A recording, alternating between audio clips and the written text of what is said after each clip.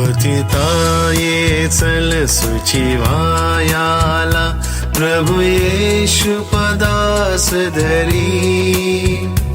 अघ सिंधू मधुनी तरायाला, प्रभु येशु कृपाच तरी.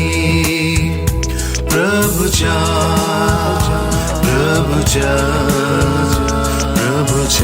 धरवंद्य पदा, जगदोद्धारक गुरु राजाच्या दुजा पथ मुक्ती पदा.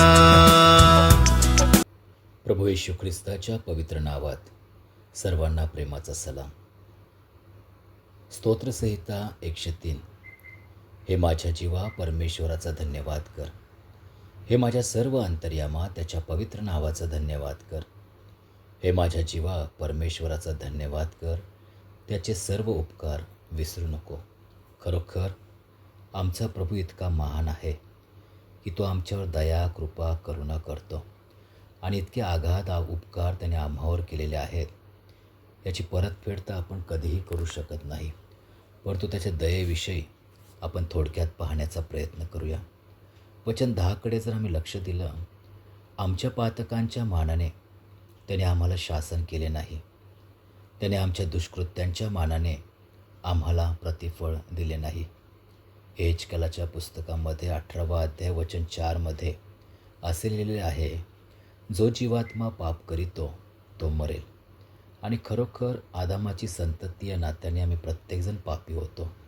परंतु या ठिकाणी स्तोत्रकर्ता म्हणतो, आमच्या पातकाच्या मानाने त्यांनी शासन केले नाही. मग काय केले? वचन 11, कारण जसे पृथ्वीच्या वर आकाश उंच आहे, तशी त्याची दया त्याचे भय धरणाऱ्यांवर अविपुल अशी आहे.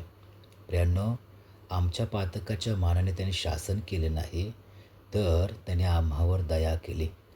ती दया प्रभू येशू ख्रिस्तामध्ये केली. कारण योहान म्हणतो 1:14मध्ये, शब्द देही झाला आणि त्याने आम्हामध्ये वस्ती केली. आणि ती दया कशा प्रकारची आहे? पृथ्वीच्या वर आकाश उंच आहे तशी त्याची दया आहे. प्रियांनो, त्याची उंचावरची दया आम्ही या ठिकाणी पाहतो. ती स्वर्गीय दया आहे. आणि ख्रिस्त स्वर्ग सोडून ती दया, ती कृपा, ती प्रीती करण्यासाठी या जगामध्ये आला. आणि आज जो त्या प्रीतीकडे त्या दयेकडे पाहिल, त्याचं तारण झाल्याशिवाय राहणार नाही. प्रभू तुम्हा सर्वांना आशीर्वादित करो. आमेन.